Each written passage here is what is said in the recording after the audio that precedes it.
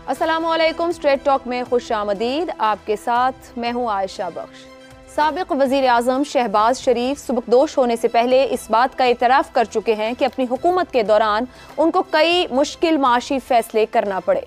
महंगाई के बायस नून लीग का वोट बैंक भी मुतासर हुआ। सीनियर सहाफ़ियों से गुफ्तगू में शहबाज शरीफ ने इस बात पर भी फ़ख्र किया कि वो 30 सालों से इस्टेब्लिशमेंट की आंखों का तारा है। दूसरी तरफ शहबाज शरीफ ने यह भी कहा कि मुस्लिम लीग नून अगला इंतखाब भी वोट को इज्जत दो के नारे पर ही लड़ेगी। शहबाज शरीफ की गुफ्तगू से कई अहम सवालात जन्म लेते हैं। एक तरफ वो इस्टेब्लिशमेंट से 30 साल के अच्छे ताल्लुकात पर फख्र कर रहे हैं, तो यहाँ ये बात याद रखना भी ज़रूरी है कि इन 30 सालों में उनके भाई को 3 मरतबा इख्तिदार से बेदखल किया गया, 1 मरतबा इस्तीफ़ा देने पर मजबूर किया गया, 1 दफ़ा फौजी बगावत और फिर अदालती नाअहली। जाहिर है तीनों मरतबा इस्टेब्लिशमेंट से अच्छे ताल्लुकात ना होने के बायस ही नवाज शरीफ को इख्तिदार से महरूम होना पड़ा था। दूसरी तरफ ये दावा भी किया जा रहा है कि नून लीग वोट को इज्जत दो के बयानिए के साथ इंतखाबी मैदान में उतरेगी। अगर नून लीग महंगाई के बायस वोट बैंक मुतासिर होने का एतराफ़ कर रही है, तो फिर क्या वोट को इज्जत दो का बयानिया इंतखाबात में अपना काम दिखा पाएगा? नवाज शरीफ ने 2017 में जब वोट को इज्जत दो का नारा लगाया था, उस वक्त से लेकर अब तक पुलों के नीचे से बहुत सा पानी बह चुका है।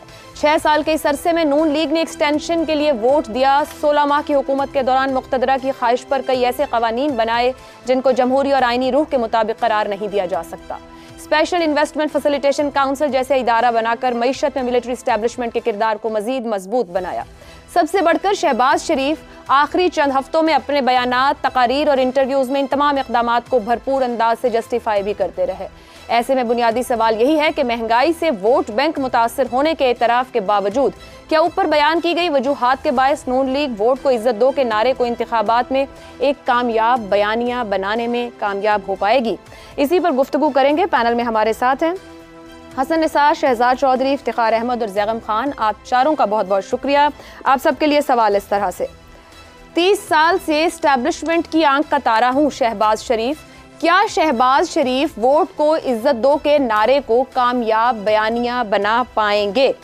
हसन निसार साहब, ये हफ्ते को एक फेयरवेल था इस्लामाबाद में जहां मैं भी मौजूद थी, मुलाकात रही, वहां बहुत से सवालात किए गए और अभी हालिया दिनों के इक़दामात पर बड़ा क्रिटिसाइज भी किया गया, जहां शहबाज शरीफ ने ये बात की जिसके बाद मरियम इसकी तरदीद भी करती रही, मगर हर मीडिया आउटलेट ने इसको इसी तरह से लिखा। सवाल यह है कि 30 साल भाई 3 बार बाहर निकलता है और ये समझते हैं शहबाज शरीफ साहब, इसके बावजूद के कहते हैं मेरे साथ भी सलूक बुरा होता रहा, मगर वो इन्हीं अच्छे ताल्लुकात की बिना पर कहते हैं कि सियासत बचा ली है।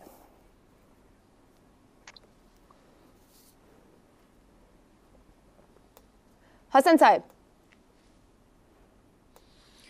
पहली बात तो ये है आयशा कि सारी दुनिया जानती है कि ये लोग तो पैदावारी इस्टेब्लिशमेंट की हैं, औकात नहीं थी इनकी काउंसलर मुंतखब होने की, उसका भी कोई इलेक्शन हार गए थे। अच्छा, बाद में जब इक़्तिदार का खून लगा मुंह को तो औकातों बाहर। सो बाकी इनकी सारी कहानी औकात के अंदर औकात से बाहर, औकात के अंदर औकात से बाहर, ये वाली है, बदहज़मी का शिकार। अच्छा, रिलेशनशिप जो है आंख का तारा वाला, उसको मैं और तरीके से डिफ़ाइन करता हूँ।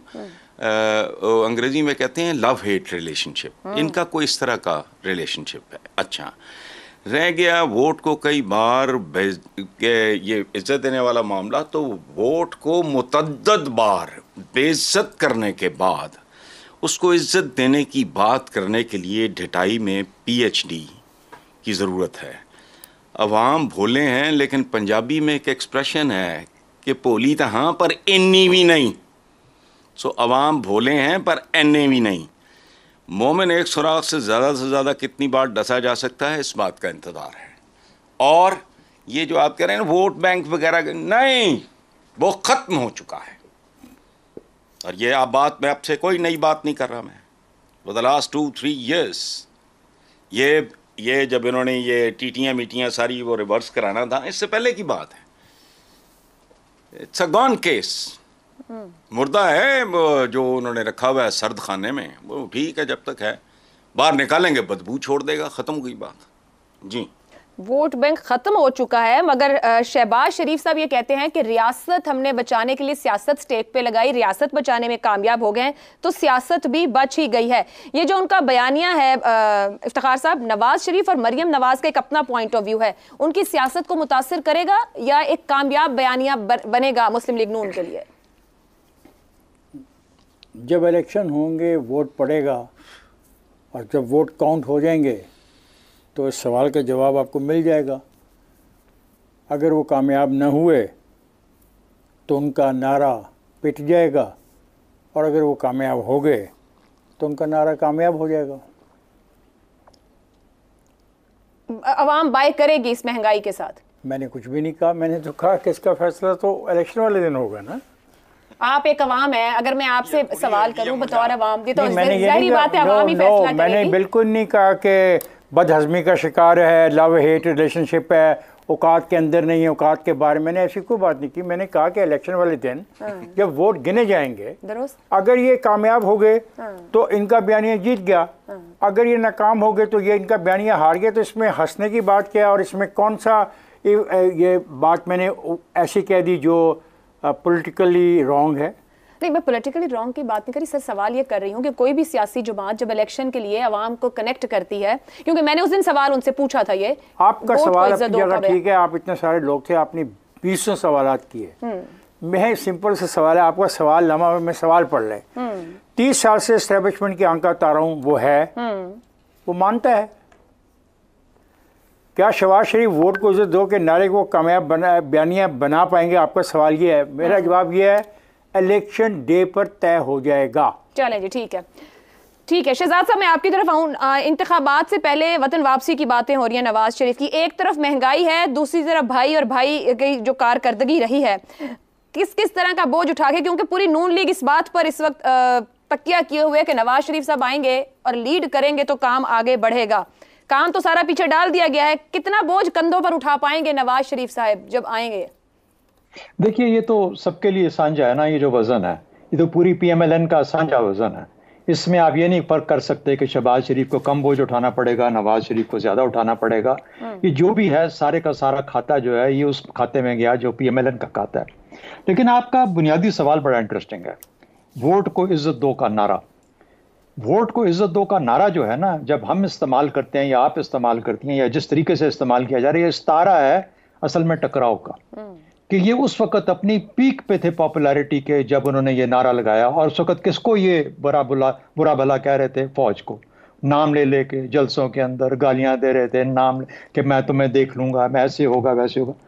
किसके खिलाफ ये नारा, किसके लिए, हम किसके खिलाफ जगाना चाहते हैं? रियासत के खिलाफ, पाकिस्तान की फौज के खिलाफ। पाकिस्तान की फौज है, इंडिया की फौज नहीं है, उसके खिलाफ इस्तेमाल करना चाहते हैं। तो हम इस इस्तारे को इस्तेमाल करना चाहते हैं कि तुम पाकिस्तान की फौज को ललकारो। अगर तुम पाकिस्तान की फौज को ललकारोगे तो तुम बहुत कामयाब और बहुत पॉपुलर हो जाओगे। अगर यही हमारा पैमाना है सियासत की, अपनी पॉपुलैरिटी का, तो फिर हम क्या कह सकते हैं, किस तरीके से बात करें? एक और चीज कही जाती है कि शहबाज शरीफ साहब जो हैं ये प्रैग्मेटिस्ट हैं और नवाज शरीफ साहब आइडियलिस्ट हैं, या ये गुड कॉप है या बैड कॉप है। मैं नहीं समझता ऐसी बात है। देखिए, असल में जब आप वहां बैठे होते हैं तो आपके कान में जो चीज फूंकी जाती है, चाहे वो लाडला हो, चाहे वो तारा हो, आंख का तारा हो, लाडले के हो या तारे के हो, अगर आपका दिमाग फिर जाता है उस फूके जाने से, तो फिर आप शायद उस जगह के काबिल नहीं है, आप अपने पांव जमीन पे नहीं रख पाते। जब नवाज शरीफ को 100 लोगों ने कहा कि मुशर्रफ के साथ अननेसेसरीली ये खत्म है, ये कहानी मुक गई है, इसके साथ पंगा लेने की जरूरत नहीं है, जिसमें आसमा जहांगीर जो थी हमारी, अल्लाह मगफरत करे, वो भी बिल्कुल लाउड एंड क्लियर इसमें आवाज लगाती थी, और हम जैसे छोटे मोटे लोग भी शिवा में समय तो समझा जाता है ना फौज के लोग हैं, इसलिए कहते हैं। और भाई आपके काम में डिस्ट्रैक्शन होनी है, आपका काम इस कौम को उठाना है, रेज करना है, अपनी इकोनॉमी को ठीक करना है। आप इन चक्रों में पड़ जाओगे यार बदले लेने के, वो किसी और की ताकत आएगी, वो तुमसे बदला ले लेगा, और लिया उन्होंने। तो ये अदले बदले की सियासत जो होती है, और ये जो सियासत होती है जिसको कहा जाता है वोट को इज्जत दो। एक आखिरी चीज है, लाडला हो तारा हो, ये सब कभी एक गेट से निकलते हैं, कभी दूसरे गेट से निकलते हैं, ये इनकी असल हकीकत है। अगर ये वोट को इज्जत दो की बजाय सिर्फ अपने नारे को, और मेरा ये बड़ा बरादराना मशवरा है सबको, वोटर को इज्जत दो। अगर ये वोटर को इज्जत दो का नारा लगा लें और उस पर यकीन करें और उस पर अमल करें, और इतना कुछ करने के लिए, वोटर को इज्जत देने के लिए यकीन माने, इनकी पॉपुलैरिटी, इनकी कामयाबियां, इनकी हर चीज इतनी पायदार होगी, इनको ना कोई बैसाखी की जरूरत पड़ेगी, ना किसी गेट से निकलने की जरूरत पड़ेगी, ना किसी और की जरूरत पड़ेगी। वोटर ही इनका मुहाफिज होगा, वोटर ही इनको आगे लेके जाएगा। किसकी हिफाजत? पाकिस्तान के लिए बेहतरी होगी ना, हमारे लोगों के लिए बेहतरी होगी, हम सबके लिए बेहतरी होगी। तो उस मकसद से देखें, ये टकराव और ये जो आपस की मुखासमत की सियासत है, इसको छोड़ें और इस सोच को छोड़ें और कहें कि नहीं, वोटर को इज्जत दो का नारा लेके हम आगे चलेंगे। टकराव की सियासत क्या वाकई लगता है कि नून लीग ने छोड़ दी? ज़ैगम साहब, थोड़ा सा मैं इसको और खोलना चाहूंगी, क्योंकि जब मैंने सवाल किए तो मैंने 3 सवाल इकट्ठे रखे उनसे। एक यही कि वोट को इज्जत दो क्या नून लीग का बयानिया होगा? दूसरा कि आप लोग 18 में कहते थे कि लेवल प्लेइंग फील्ड नहीं है, तो क्या आने वाले इंतखाब में तमाम जमातों को लेवल प्लेइंग फील्ड मिलेगी? इसका जवाब नहीं दिया, जिससे मैंने ये असेस किया कि उनको खुद भी नहीं पता कि ये होगा या नहीं। तीसरी बात मैंने उन्हें पूछी, अब जो शहजाद साहब ने गुफ्तगू की है मैं उसके साथ उसे अटैच करने लगी, 2019 तक नून लीग यानी नवाज शरीफ साहब का एक मौक़िफ़ रहा एक्सटेंशन को लेके, 19 ऑनवर्ड्स एक्सटेंशन और उस पर कानून साजी मौक़िफ़ बदला है। अगर आइंदा आपकी हुकूमत आती है तो क्या नवाज शरीफ और नून लीग 19 से पहले वाले होंगे या 19-20 के बाद वाले होंगे? तो इसका भी जवाब नहीं मिला। अब शहबाज शरीफ की जितनी गुफ्तगू है, वो जितना कॉन्फिडेंस से और जिस स्पेस से खड़े हैं, ये वोट को इज्जत दो वाले बयानिए के साथ ही जाएंगे, अगले इलेक्शन में उतरेंगे, या ये टकराव की सियासत इन्होंने हटा के पीछे रख दिए, जो शहजाद साहब ने भी एक और अंदाज से कहा, लेकिन मैं नून लीग के उसको स्पेसिफिकली गुफ्तगू कर रही हूं कि वो समझ गए हैं कि इख्तिदार के लिए वो खुद एक्सेप्ट करते हैं कि हाइब्रिड अगर दे रहा है तो ठीक है, फिर इसी तरह चलना चाहिए। बहुत नासमझी होगी अगर इस इलेक्शन में ये वोट को इज्जत दो के बयानिया के साथ जाएं। वोट को इज्जत दो का बयानिया मज़ाहिमत का बयानिया था, एंटी इस्टेब्लिशमेंट बयानिया था। और मैं थोड़ा सा शहजाद साहब से इख्तलाफ करना चाहूँगा कि इस्टेब्लिशमेंट फ़ौज नहीं होती, फ़ौज में से होती है, लेकिन इंस्टीट्यूशनल मिलिट्री में और इस्टेब्लिशमेंट में फ़र्क होता है। और इस्टेब्लिशमेंट पर तनकीद बनती है, पाकिस्तान की तारीख़ के बड़े हिस्से में बनती है। उस वक्त तब्दीली प्रोजेक्ट चल रहा था, बहुत ज़्यादतियाँ हो रही थी सियासतदानों के साथ, ख़ास तौर पे मुस्लिम लीग के साथ बहुत ज़्यादती हो रही थी, ये बात बनती थी। वोट से इज्जत छीनी जा रही थी। 2018 के इलेक्शन में वोट से इज्जत छीनी गई, लेकिन आंख के तारे एंटी एस्टैब्लिशमेंट बयानिए नहीं बना सकते, नहीं चला सकते। कल कोई और किंग्स पार्टी थी, आज तो ये खुद किंग्स पार्टी हैं। इन्होंने तो 2 दिन में वो काम कर दिया जो डिक्टेटर्स की बनाई हुई किंग्स पार्टियों ने 4-4, 5-5 साल में नहीं किया था। क्या लोग अंधे और बहरे हैं? और ये लोगों को क्या बताएंगे कि सूबाई असम्बलियों के 2 सूबाई असम्बलियों के 65% पाकिस्तानी जिनको वोट करते हैं, उनको 1 साल तक हम गैर मुंतखब हुकूमतों के हवाले करेंगे, लोगों का हक के हुक्मरानी छीनेंगे, वोट नहीं कराएंगे। वोट को इज्जत दो। कौमी हुकूमत के इंतखाबात हम फिर बहाने से आगे लेकर जाएंगे, 4 महीने या 6 महीने गैर मुंतखब हुकूमत जिसको हक नहीं लोगों पे हुकूमत करने का, लोगों की हक के हुक्मरानी छीन के, लोगों के वोट की इज्जत छीन के, वोट की ताकत छीन के हम ये काम करेंगे। लेकिन वोट को इज्जत दो। इतनी भोली तो नहीं है पाकिस्तान की आवाम। इस वक्त इलेक्शन में मुस्लिम लीग नवाज इनकम्बेंसी के बोझ के साथ जाएगी, हुकूमत के तौर पर जाएगी, हुकूमत के बोझ के साथ जाएगी। उसको पिछले 1.5 साल का हिसाब देना होगा अवाम को।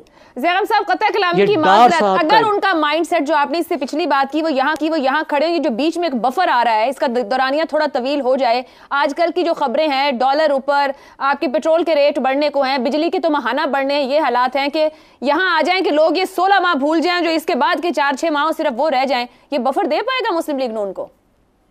ये आपने उनके दिल की आवाज़ जो है वो कही है। इस वक्त सबसे बड़ा मकसद इंतखाबात को इल्तवाक देने का यही है कि लोग भूल जाएं। लेकिन ये जो इन्होंने काम किया है, ये 2 धारी तलवार है।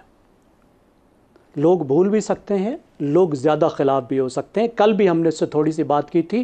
देखिए पीएनए की पार्टीज़ ने क्या किया था, वो पार्टियां, वो 9 पार्टियां जो जुल्फ़िकार अली भुट्टो के खिलाफ मुत्तहिद थीं, जिन्होंने तहरीक चलाई थी, जिस तहरीक का नाम उन्होंने रखा था निज़ाम मुस्तफ़ा तहरीक, वो शोर मचा रही थी। जैसे ही भुट्टो को निकाला गया, ज़िया से आगे वो तेज़ थी। वो कह रही थी पहले एहतसाब फिर इंतखाब, अभी इंतखाब नहीं कराना, अभी इंतखाब नहीं कराना। जब वक्त निकल गया तो 9 की 9 पिट गई, पूरा मैदान ही बदल गया। ये भी इन्हें अंदाज़ा होना चाहिए कि ये जो बफर क्रिएट करने की कोशिश कर रहे हैं, इसमें बिल्कुल मंजरनामा बदल सकता है।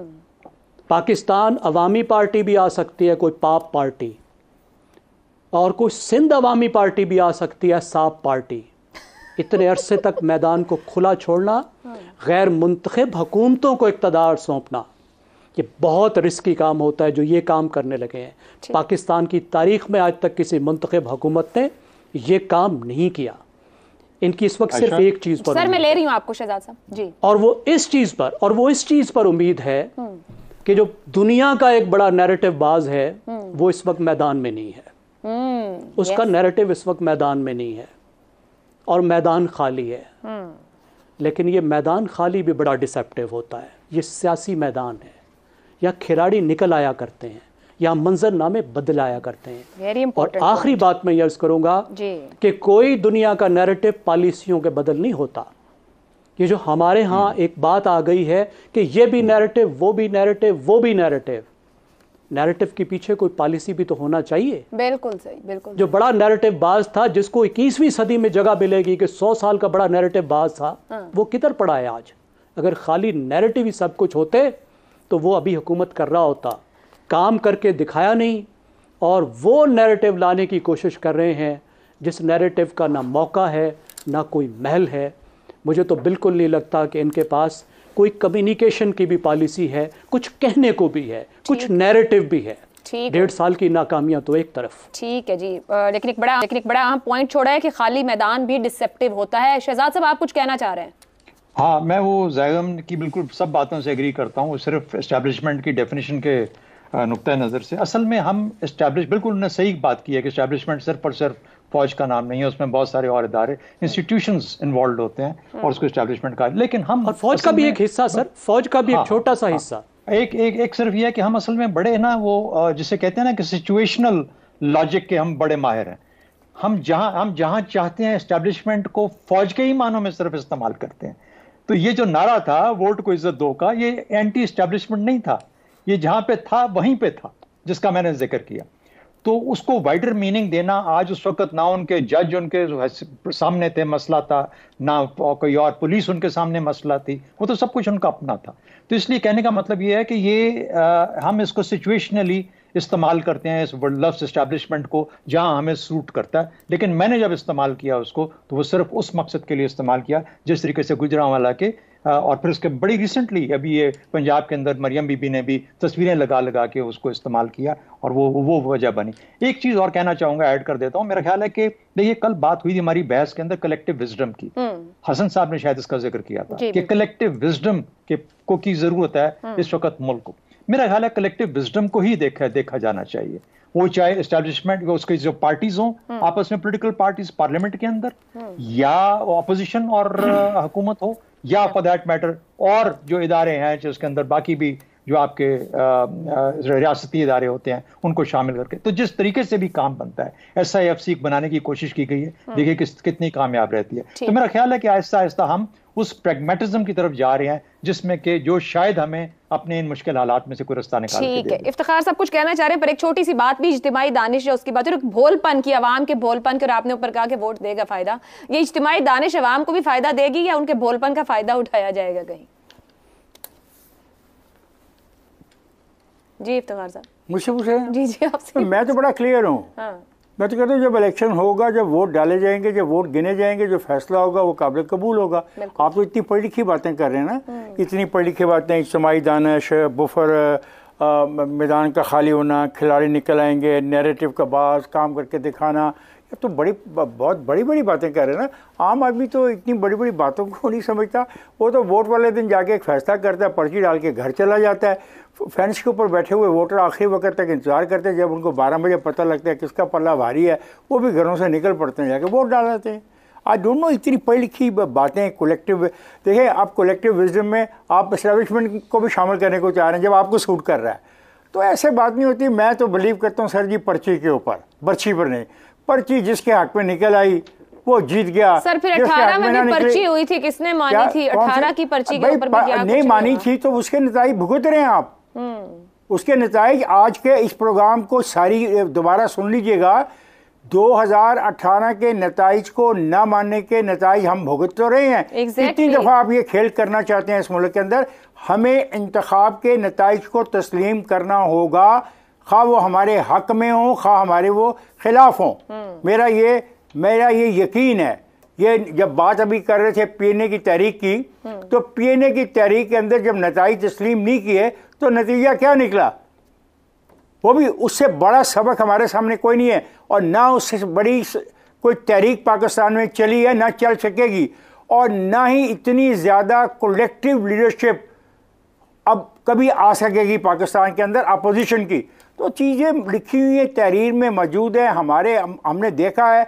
अब तो मुझे नहीं पता, देखिए बुफर, आप बुफर की बात कर रही हैं, कोई खाली मैदान की बात कर रहे हैं, कोई समाई पॉलिटिकल स्ट्रेटजी की बात की जाती है, सियासी जमात ग्राउंड में उतरती है तो किसी स्ट्रेटजी और नारे पे उतरेगी ना। पॉलिटिकल स्ट्रेटजी ये है, आइन के मुताबिक इलेक्शन कराओ और इलेक्शन के नतीजे को हर आदमी तस्लीम करे। और ये सबसे बड़ा और अहम सवाल है, क्या आइन के मुताबिक उतने दिनों में इंतखाब होगा, शफाफ इंतखाब होगा? ये बहुत बड़ा चैलेंज और इम्तिहान इलेक्शन कमीशन और निगरान हुकूमत के लिए रहेगा। एक ब्रेक लेनी है, ब्रेक से वापस आएंगे तो एक और मौजू पर गुफ्तगू रहेगी। प्रोग्राम में एक बार फिर खुशामदीद। मुस्लिम लीग नून के मुताद्दिद रहनुमा काफी अरसे से नवाज शरीफ की वतन वापसी की तारीखें दे रहे हैं। अब शरीफ फैमिली के जराये की जानिब से भी इस बात की तस्दीक की गई है कि नवाज शरीफ को उनकी जमात के चंद रहनुमाओं ने सितंबर के वस्त में वतन वापस आने पर इसरार किया है। इत्तलात के मुताबिक शरीफ खानदान के वकला और साथियों ने नवाज शरीफ को मशरिक़ वस्ता और यूरोप के दौरे के फौरन बाद वतन वापसी का मशवरा दिया था। ताहम तस्दीक की गई है कि नवाज शरीफ सितंबर के वस्त में वतन वापस आ सकते हैं। साबिक वजीर आजम शहबाज शरीफ और मरियम नवाज शरीफ की वापसी के लिए उनसे मुसलसल राब्ते में है। शहबाज शरीफ भी नवाज शरीफ से मुलाकात के लिए आइंदा हफ्ते लंदन जा रहे हैं। राना सनाउल्लाह, ख्वाजा आसिफ, जावेद लतीफ, परवेज रशीद और नून लीग के कई अहम रहनुमा भी आने वाले हफ्तों में लंदन पहुंचकर नवाज शरीफ से मुलाकात करेंगे। मुस्लिम लीग की क़यादत नवाज शरीफ की पाकिस्तान वापसी के लिए हतमी प्रोग्राम पर भी गौर करेगी। नून लीग नवाज शरीफ का पाकिस्तान पहुंचने पर तारीखी और वालिहाना इस्तकबाल करना चाहती है। इन इत्तलात के बाद बुनियादी सवाल यही है कि क्या नवाज शरीफ वाकई ही अगले माह पाकिस्तान वापस आ रहे हैं? आप सबके लिए सवाल इस तरह से, रिस्क जीरो होने तक नवाज शरीफ की वापसी का रिस्क नहीं ले सकते ख्वाजा आसिफ। नून लीग और नवाज शरीफ के लिए जीरो रिस्क से मुराद क्या है? हसन निसार साहब, बड़ी परेशानी है वतन वापसी की। कोई 2 साल से तो नून लीग की क़यादत तारीखें दे रही है, और अब ख्वाजा आसिफ साहब, भाई के 16 माह हुकूमत के भी गुजर गए। ख्वाजा आसिफ साहब गुज़िश्ता रात टीवी शो में बैठ के कह रहे हैं कि रिस्क जीरो होने तक कायद की वापसी का रिस्क नहीं लिया जा सकता। सर, ये जीरो रिस्क क्या है? जो बड़ा सियासी मुखालिफ है जेल में है, उस सियासी जमात को हिलने जुलने की आज़ादी नहीं है। रिस्क जीरो तो जरा फरमाइएगा। मैं लतीफ़ा थोड़ी सुना रही हूँ सर, आप इतना हंस रहे हैं। नहीं, रिस्क जीरो तो जिंदगी में होता ही नहीं है।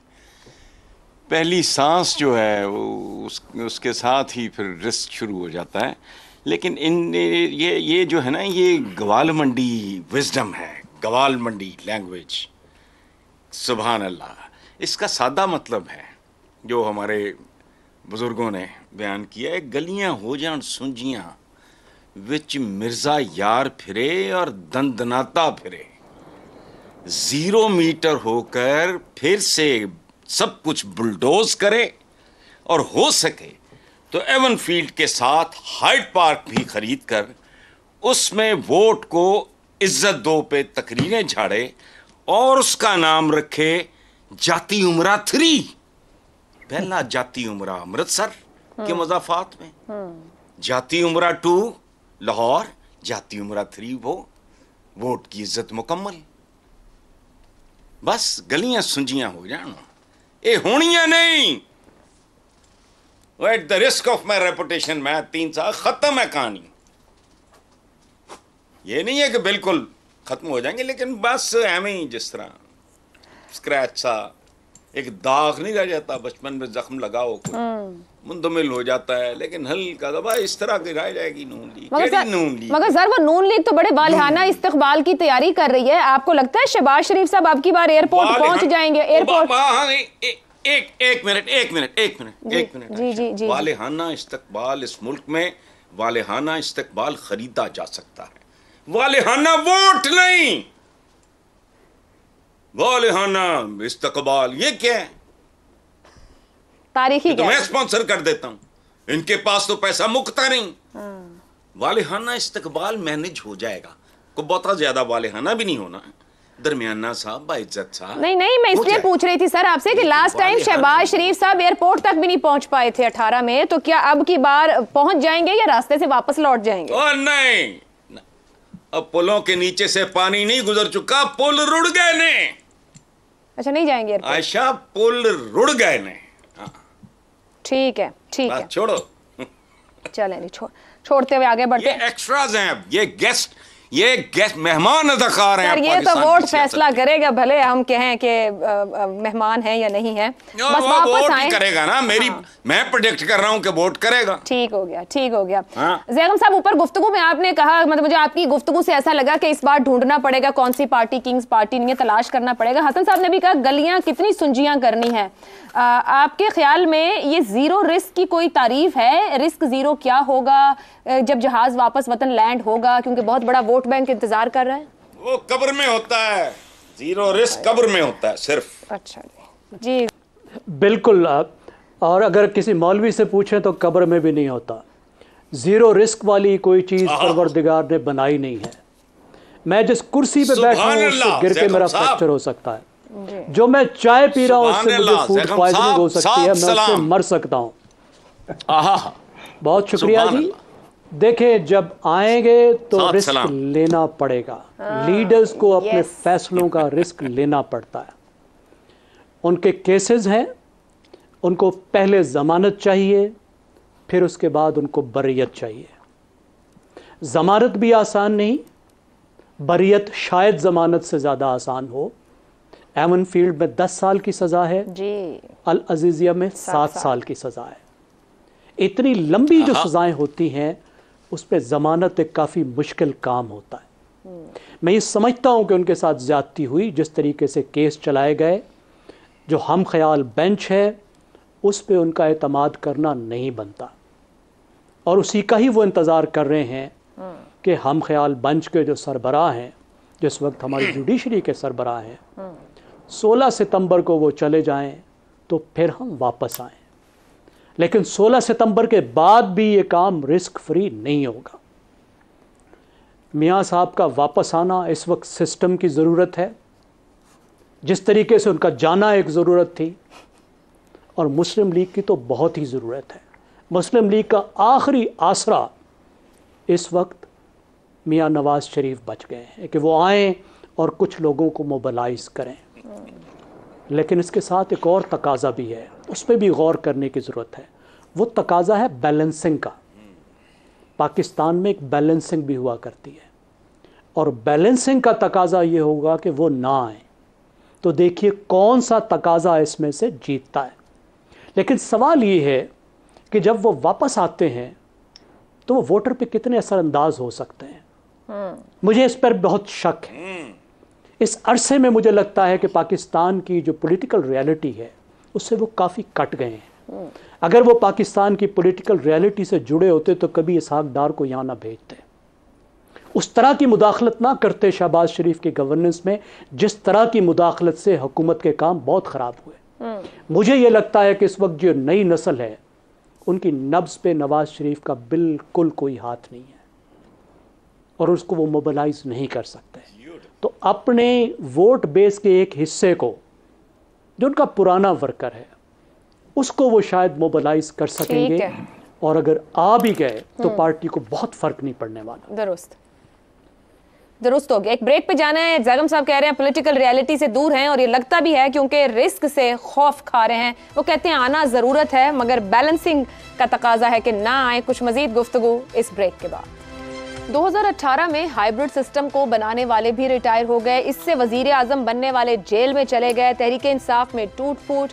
हाइब्रिड सिस्टम की एक आध बाक़ियात रिटायर होने के करीब। किसी सूबे में मुखालिफ हुकूमत नहीं। भाई को एस्टैब्लिशमेंट से ताल्लुकात पर फख्र। शहजाद साहब, नवाज शरीफ को कौन से जीरो रिस्क की जरूरत है या ख्वाहिश है? अच्छा, ये हाइब्रिड सिस्टम में से कौन सा एक ऐसा पुर्जा जो रह गया अभी तक? बस सर अगले महीने देख लीजिएगा। अच्छा, ओ अच्छा, ठीक है। आपको अच्छा वो आपको हाइब्रिड लगते हैं? नहीं, मुझे तो बड़े अपने काम के अंदर माहिर और माशाल्लाह बड़े अच्छे।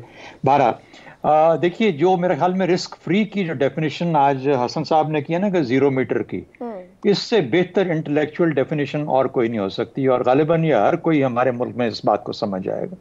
0 मीटर है रिस्क फ्री, मुकम्मल तौर पर रिस्क फ्री। लेकिन आप चूंकि आपने सवाल पूछा है तो कम से कम 2-3 मिनट तो लगाने हैं, इसलिए 3 हिस्सों में डिवाइड कर लेते हैं रिस्क को। ठीक। अच्छा, वो तीन हिस्से रिस्क के क्या हैं? वो एक ये है कि सजा है, एक ये है कि नाअहली है, और तीसरा ये है कि कन्विक्शन हुई है। कन्विक्शन की वजह से सजा हुई और सजा की वजह से नाअहली हो गई। ये 3 मसाइल हैं नवाज शरीफ साहब के। अब मसला इनको हल करने का इन तीनों चीजों को। मजे की बात यह है जो सजा है उसकी माफी प्रेसिडेंट ऑफ पाकिस्तान कर सकता है, सिर्फ प्रेसिडेंट ऑफ पाकिस्तान कर सकता है। कन्विक्शन खत्म नहीं कर सकता, सिर्फ सजा को माफ कर सकता है, कन्विक्शन रहेगी। अब प्रेसिडेंट ऑफ पाकिस्तान तो बदलने नहीं जा रहा जब तक इलेक्टोरल कॉलेज कंप्लीट नहीं होता, और वो तब कंप्लीट होता है जब इलेक्शन हो जाते हैं। हुण एदा की करिए?